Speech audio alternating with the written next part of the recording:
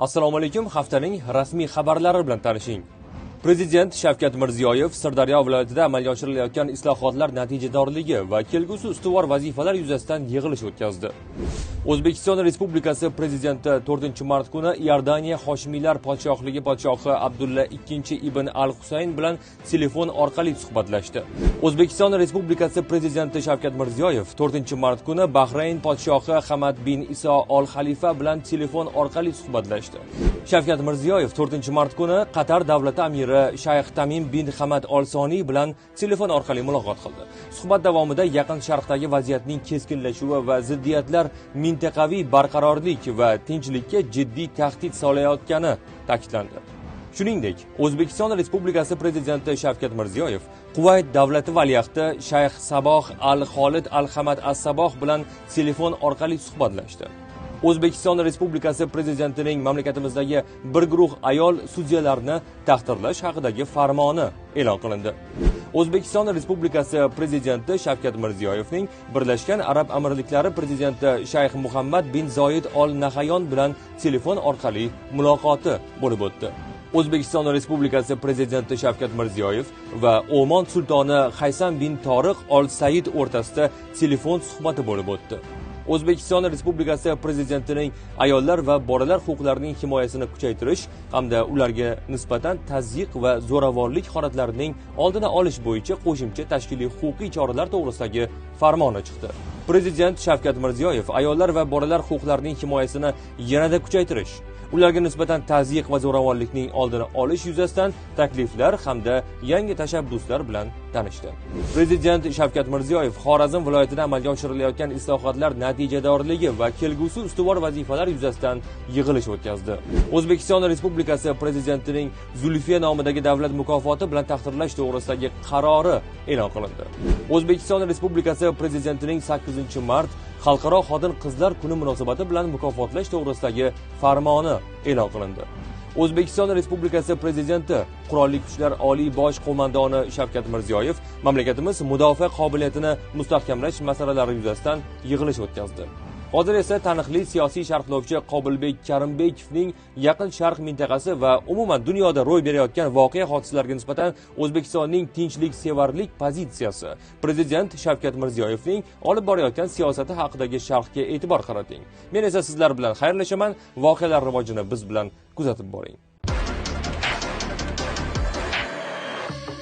Joriy yilning o'zida yanvarda 20-21 yanvar kunlari Shveysariyaning Davos shahrida bo'lib o'tgan xalqaro anjumanda Tinchlik kengashining ta'sis yig'ilishida muhtaram prezidentimiz ishtirok etdilar va u yerda ham jahon hamjamiyatining e'tirofiga sazovor bo'lib, Birlashgan Millatlar Tashkilotining xalqaro anjumanlarida, sessiyalarida, shu jumladan mana bir necha bor Mustaqil Davlatlar Hamdo'stligi anjumanlarida shu mintaqa xavfsizligiga, Markaziy Osiyo xavfsizligi masalalariga juda katta e'tibor qaratildiki, bu faqat so'zda bir qog'ozda emas, balki amalga oshirilayotganligini alohida ta'kidlash o'rinli deb o'ylayman. Misol uchun Afg'onistonda tinchlik, barqarorlik bo'lish uchun prezidentimiz juda katta sa'y-harakat ko'rsatmoqdalar. Har bir yig'ilishda Afg'oniston bizning jonajon qo'shnimiz ekanligi, Afg'oniston tinchligi Markaziy Osiyo tinchligi bilan chambarchas bog'liq ekanligini ta'kidlab kelmoqdalar.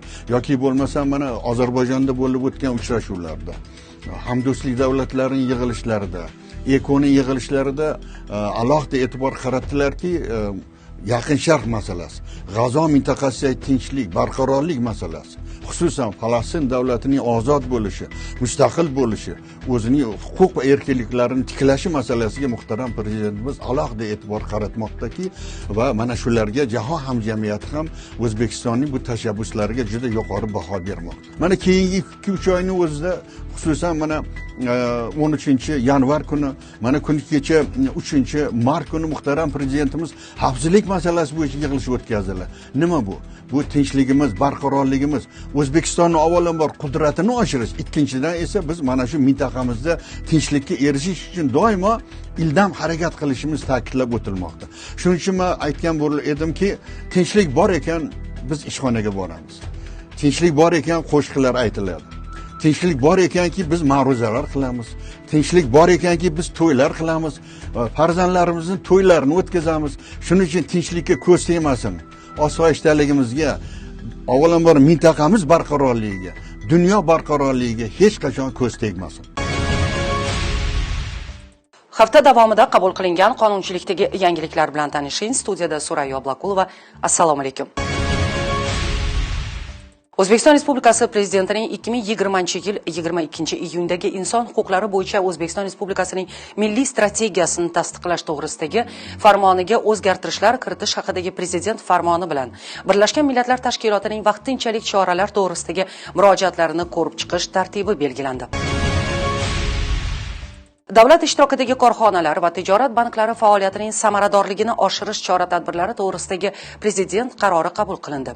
Quyidagilar ushbu qarorning asosiy maqsadlari etib belgilandi. Jumladan, davlat ishtirokidagi korxonalar va tijorat banklarida jamiyatlar korporativ boshqaruv madaniyatini rivojlantirish, uning zamonaviy usullarini qo'llash, jamiyatlar kuzatuv kengashi tarkibidagi mustaqil a'zolar ulushini 50% ga yetkazish. Yangi O'zbekiston bunyodkorlari ko'krak nishonini ta'sis etish to'g'risidagi hukumat qarori bilan Yangi O'zbekiston bunyodkorlari ko'krak nishoni ta'sis etiladi. Ko'krak nishoniga nomzodlar ro'yxati quyidagilarni birlashtiruvchi iqtidorli yoshlarni qo'llab-quvvatlash hamjamiyati doirasida shakllantiriladi. Istiqbolli kadrlarni tayyorlash bo'yicha El yurt umidi jamg'armasi stipendiantlari, maktablar, Prezident maktablari va Yangi O'zbekiston universiteti bitiruvchilari, Prezident iqtidorli farzandlari tashabbusi va uni qo'llab-quvvatlash bo'yicha milliy dasturi ishtirokchilari, dunyoning nufuzli oliy ta'lim va boshqa tashkilotlarda bilim va tajriba orttirgan iqtidorli vatandoshlar. Ko'krak nishoni har yili iqtidorli yoshlarni qo'llab-quvvatlash hamjamiyatining qurultoyida topshiriladi. Qonunchilikdagi shu va boshqa yangiliklar bilan Adliya vazirligining huquqiy axborot Telegram kanali orqali tanishishingiz mumkin. Xayr, salomat bo'ling.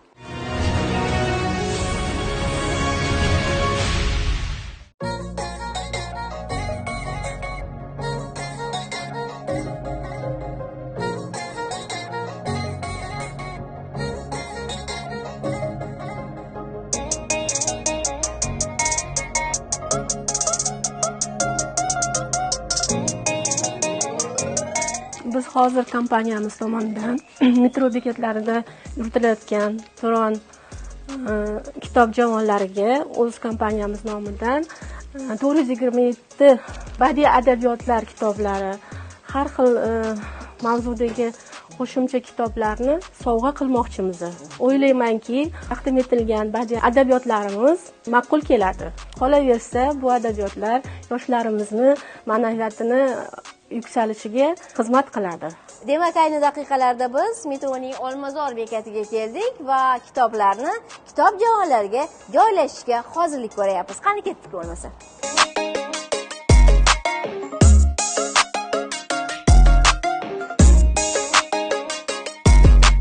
Kitob javonlarimizni afzalligi shundaki, bu kitoblarni mutolaa qilish juda ham oson, qisqa satrlarda, qisqa aforizmlar yozilgan, o'qib tugatish oson bo'lgan kitoblar bu yerga joylashtirilgan va eng muhimi, bu kitoblarimizni har birining orqa tomonida mana shunday ma'lumotlar stikerlari yopishtirilgan. Bu stikerlarda ushbu kitoblardan foydalanish qoidalari yozilgan. Bundan tashqari bu yerda QR kodlar ham bor. Bu QR kodlardan biri Turon kitob bekati javonlarining Telegram boti. Bu botga murojaat qilib, bizga qanday savollari bo'lsa, kitobxonlarning savollariga javob olishlari mumkin. Bu kitoblarni o'qiyotganda hozirgi kunda Telegram bot orqali ham bizga ko'plab murojaatlar keladi. Ayniqsa talabalar, yoshlar orasida kitoblarga qiziqayotgan insonlar juda ham ko'p. Bu albatta bizni o'sha maqsadimizga erishayotganimizni ko'rsatmoqda. Telegram bot orqali bizga ko'plab savollar ham kelib tushadi. Bu kitoblarni uyga olib ketsak maylimi? Uyga olib ketib, o'rniga 2-3 ta kitob qo'shib olib kelib beraman degan yoshlar ham bor. Hatto shunday qilgan yoshlarimiz ham bor orasida. Biz bundan juda ham xursand bo'lganmiz. Aslida qoidalar esa shunday. Siz bir javondan kitobni olasiz, o'zingizga kerakli bo'lgan manzilga yetib borguningizcha bemalol mutolaa qilasiz va chiqib ketayotganingizda xuddi shunday javonlar metro bekatlarida bor. Ana shu javonlarga bemalol qo'yib ketishingiz mumkin bo'ladi. Va albatta yana bir challenge hozirgi kunda yo'lga qo'yilgan. Ko'plab oliygohlarni talabalari kelib, o'zlari mutolaa qilgan kitoblarni kitob javonlarimizga topshirib ketishmoqda.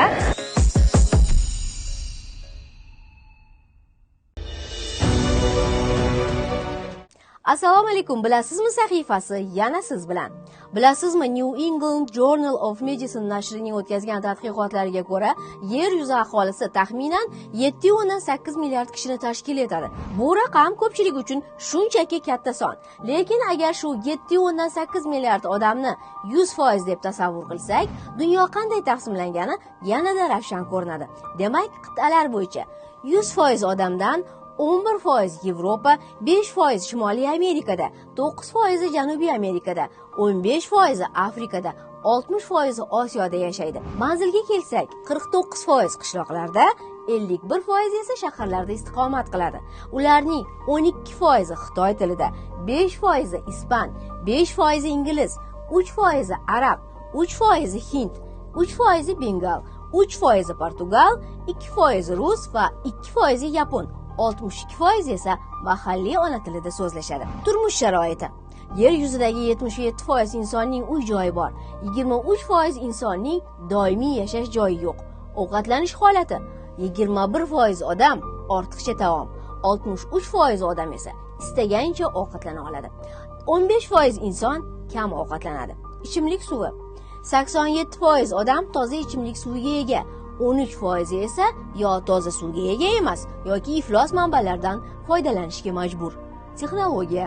75% odamda mobil telefon bor, 25% da esa yo'q.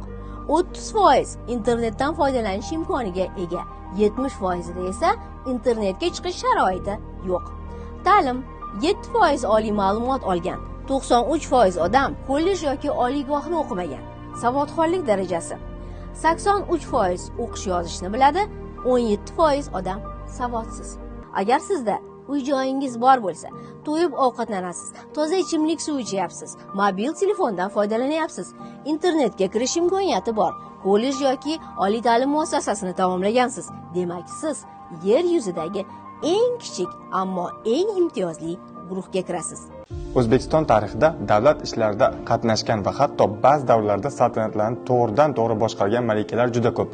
Masalan, Bibi xonim, Nodira begim, Qutlug' Nigor xonim va Buxoro malikasi To'xshoda bunga misol bo'la oladi.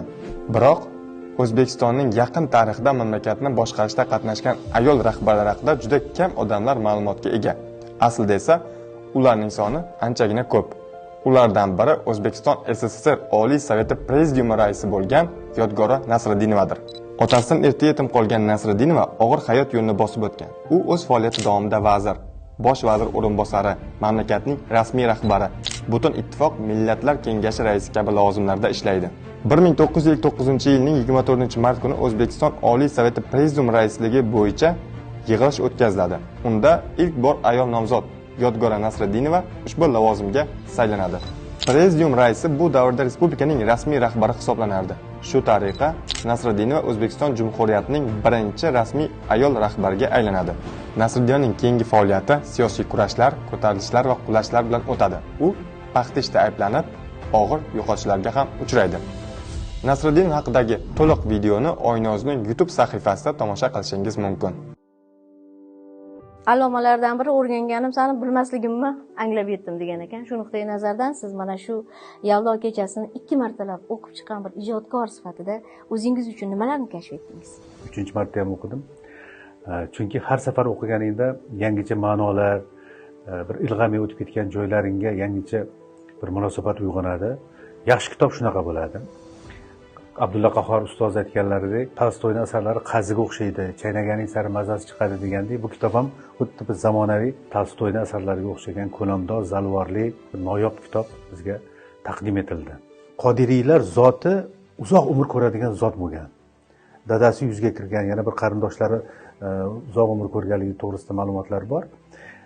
Agar mana u tibbiyot taraqqiy etgan zamonda la'nati bu qatag'on bo'lmaganida biz balki Qodiriy boboni ko'rgan bo'lardik. Balki bir 100 yoshlarga kirganda ham biz zamonamizga yaqin inson bo'lib, bizga qanday buyuk asarlarni yozib bergan bo'lardilar. Chunki bu haqida o'sha manbalar, u kishi yozmoqqa chog'langan asarlar o'zi aytib turadi. Kuy avjida uzilgan torni, shu ijod avjida singan qalamni, armonlarini, uni so'zini kim aytadi degan savol ko'p yillardan beri o'ylantirib odamni xayolidan ketmas edi. Qodiriy boboda shu o'tgan kunlar ham o'sha haligi yozuvchidan degan bir ozgina bir eskartma bilan yakunlanadi va bilasizki, bu eskartma keyingi yozilajak asarlar uchun bir maydoncha paydo bo'lgan. Va albatta xayol olib ketadi. Mana shu joyda uzildi, mana Yodgorbekni qismati bilan uzildi, uni farzandlarini taqdiri ikki og'iz gap bilan izohlandida to'xtadi, to'mtoq bo'lib qoldi. Bu to'mtoqlik Qodiriyga xos bo'lgan narsa emas. Qodiriyda to'mtoqlik bo'lishi mumkin emas, cho'ltoqlik bo'lishi mumkin emas. Demak, bu davom ettirishni ko'zlagan, albatta yozaman bir kuni deb niyat qilgan bo'lsalar kerak degan fikr albatta hammamizda bo'lgan. Keyin nima bo'lgan ekan degan savol albatta bo'lgan. Mana shu bo'shliqni to'ldirish kerak bo'lgan bir zarurat, tarixiy zarurat bor edi.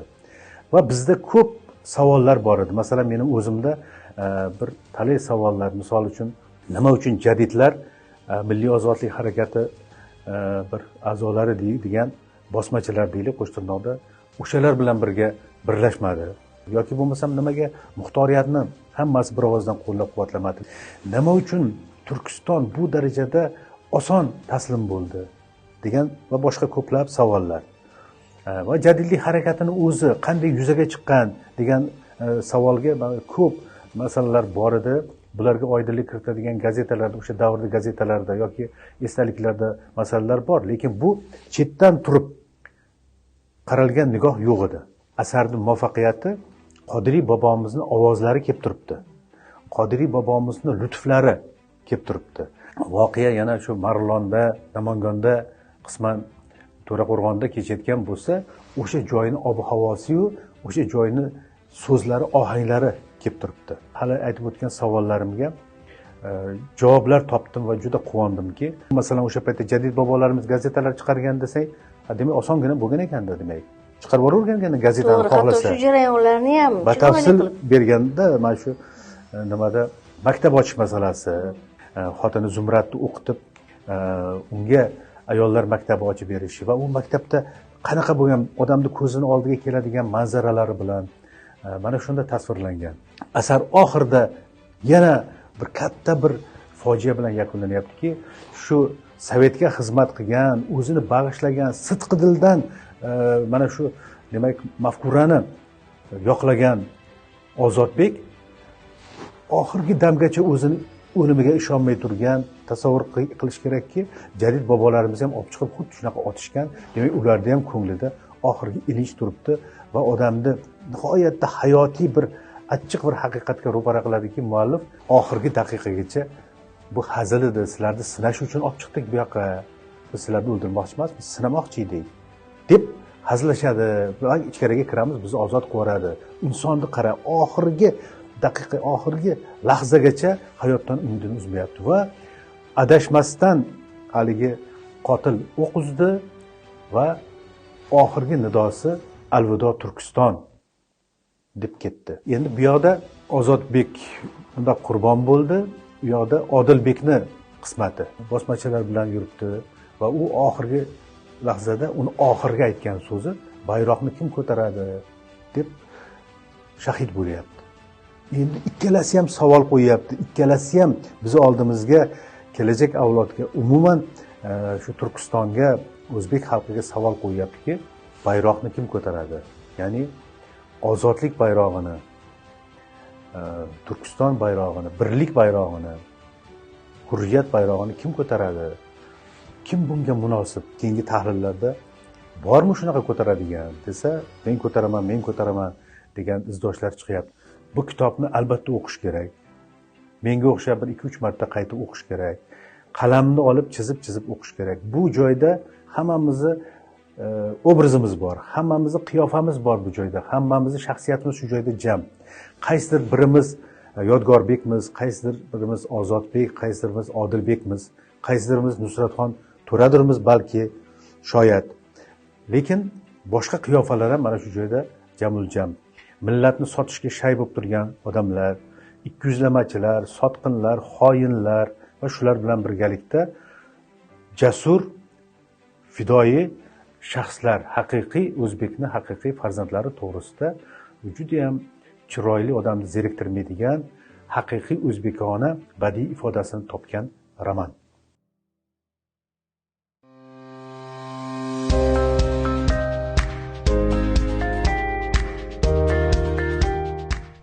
Ajdodlarimiz merosi. Ajdodlarimiz merosi bu nafaqat tarix, balki hayot sabog'idir. Amir Temur adolatli davlat qurdi. Imom Buxoriy ilm va axloqni targ'ib qildi. Ularning amallari va so'zlari bizga ma'naviy yo'nalishni ko'rsatadi. Ajdodlar merosi biz uchun ustun qadriyat va ma'naviy yo'ldir. Hech o'ylab ko'rganmisiz? QR kodlar qanday yasaladi? Va bu siz o'ylagandan ham juda oson kechadi. Keling birgalikda bir dona oddiy sayt yordamida QR kod yasashni o'rganamiz. Birinchi bo'lib Google Chrome'dan qrkod.ru deb yozamiz. Ko'rib turganingizdek shuncha menyusi bor. Mana misol uchun veb-saytlar yoki kartalaringiz, tashrif qog'ozlaringizni QR kod qilishingiz mumkin. PDF fayllar, rasmlar bo'lishi mumkin. Wi-Fi kodlarni ham siz endi QR kodga o'zgartirishingiz mumkin. Bizga birinchi bo'lib veb-sayt URL manzil kerak bo'ladi. YouTube'dan xohlagan bir videomizni, ya'ni silkasini, manzilni nusxalab oldik. Nusxalab olgan silkamizni kiritamiz. Endi marhamat, o'z telefoningiz orqali men yasagan QR kodni skanerlab olishingiz mumkin. Agar natija foyda bersa, unda siz ham urinib ko'ring. Video sizga manfaatli bo'ldi degan umiddamiz.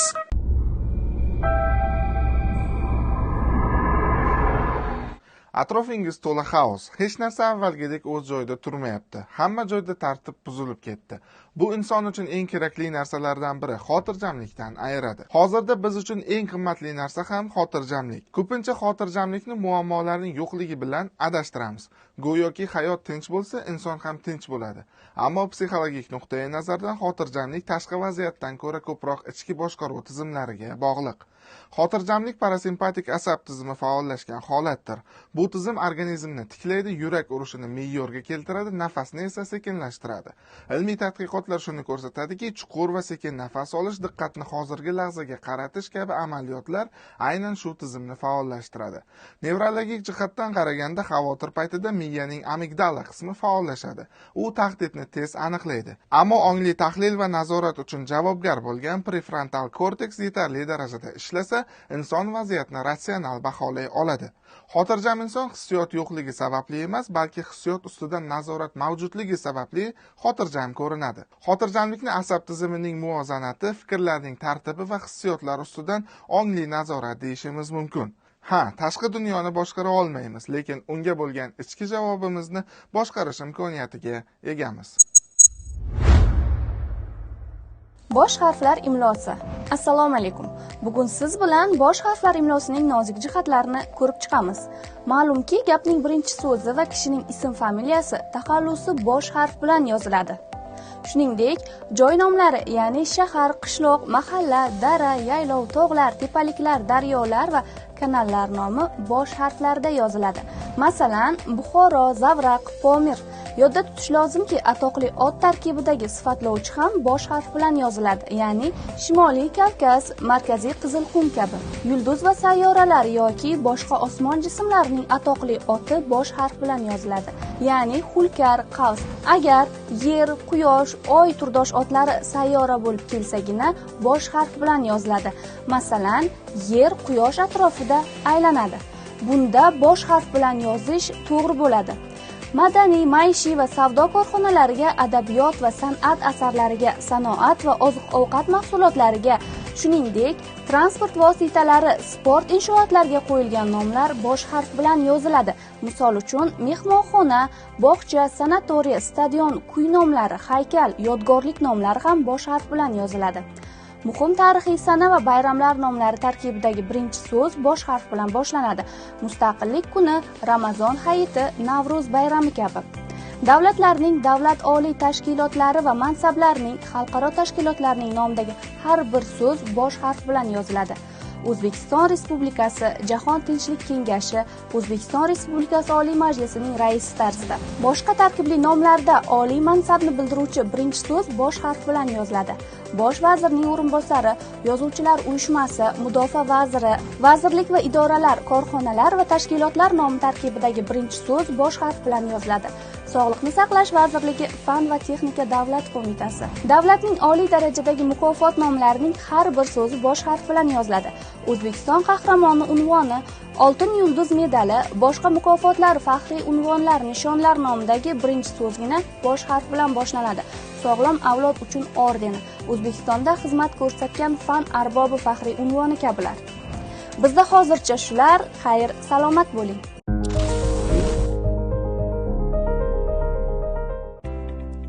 Shu yirtqichlar bo'limida 27 yildan beri ishlab kelaman. Hozirgi kunda shu bo'lim mudiriman. Bizda yirtqichlar bo'limida ayiqlarimiz, sher, yo'lbars, bo'ri, giyenalarimiz, pantera va servallar bor. O'ma bola faqirlar. Atigi shumi? Qani bir yana o'kirchi. Agar yana bir marta o'g'limga yaqinlashsalaring. Hali o'g'lingizmi-da? Rostdan siz o'g'lingizmi? Sen bilarmidingiz? Yo'q, o'g'limdan xabar bor, bundan xabaring yo'q. O'zingchi? Yo'q, bilmasdim. Senchi? Qo'shik. Valyerda oq sherimiz bor. Bu oq sherlar Afrika oq sherlari hisoblanadi. Bular albinos emas, erkagi laqami Joni. U 2020-yilda tug'ilgan. Bizaga 1 yoshligida kelgan edi. Yonida urg'ochisi yotibdi. Bu Naomi, bu ham Afrikadan olib kelingan. Bular mana 2 yil bo'lyapti shu bizning hayvonot bog'imizda, shu katta chiroylikgina qafasimizda umr kechirmoqda. Tabiatda 10-12 yil umr ko'radi, hayvonot bog'larida 25 yilgacha ham umr ko'radi. Sababi hayvonot bog'lari qarib qolganda ham bularga e'tibor beradi, dori-darmonini beradi. Tishlari tushib ketgandan keyin qiymaga o'xshab maydalab farsh qilib beradi. Tabiatda ov qilmagani uchun bular nobud bo'ladi. Qo'rqqanimdan dag'i titrab ketyapman. Hoy, sar menga bunaqa o'qilib qolama. Bu bizani hayvonot bog'imizga 6-7 oylik chamasi yosh anaqada kelgan vozrastda. Kichkinaligidan o'zimiz qo'lda boqqanmiz. Asosan sabzavot, mevalar va bo'tqalar qilib beramiz. Yong'oq mahsulotlarini, asallarni juda ham maza qilib iste'mol qilishadi. Asal ham yaxshi ko'radi. Asal ham yaxshi ko'radi, shirinlik xo'r. Mana valyerlarini hozirgi kunda mana bu barabana aylanadi. Ya'ni ayiqlar o'tira olmaydi-da. Bular tabiatda 15, 18, 20 kilometrgacha masofa bosib o'tadi. Bular doim yurib bir narsa kovlab, bir narsa sindirib, bir narsa o'ynab yuradigan jonivorlar. Bizning ishimiz bularga ozuqa beramiz, tozaligiga qaraymiz, addilarimiz tozaligiga qaraymiz. Bir xil odamlar keladi, setkaga uradi yoki o'zi bilan olib kelgan ozuqasini ichiga otadi, lekin bu mumkin emas. Ularga bir xillarga etsa tushunadi, xo'p deb ketadi, lekin bir xillarga etsa aksini qilib asabga tegadi. Kelgandan keyin ko'pchilik aytadi, turg'izib beringlar deydi. Keyin men aytaman, bular sirkda yuradigan hayvon emas, yovvoyi hayvonlar, bularni qo'lga o'rgatilmagan. Biza tur desak ham bir xilda turadi, bir xilda turmaydi deb aytamiz. Bir xillar bolalarni o'tkazib olishadi, setkalarga urishadi. Endi bu setkalar ham kuniga nechta odamni qo'lidan o'tadi, ishonch yo'q baribir. Bolasini ham qo'yib qo'yishadi, tushib ketishi ham mumkin-da. Biz o'shalarni nazorat qilib turamiz doim. Hurmatli davlat xizmatchilari, farzandingizni, oilangizni olib bizni Toshkent hayvonot bog'iga tashrif buyurib, farzandlaringizga hayvonlarimiz haqida ma'lumot berib, tanishtirib ketishingizni maslahat beraman. Hayvonlarni yaxshi ko'rgan farzandlardan, odamlardan, insonlardan yomon inson chiqmaydi. Toshkent hayvonot bog'imiz hozirgi paytda dam kunlarisiz 8 dan 5:30 gacha bemalol tashrif buyurib 5:30 gacha kassamiz ishlaydi.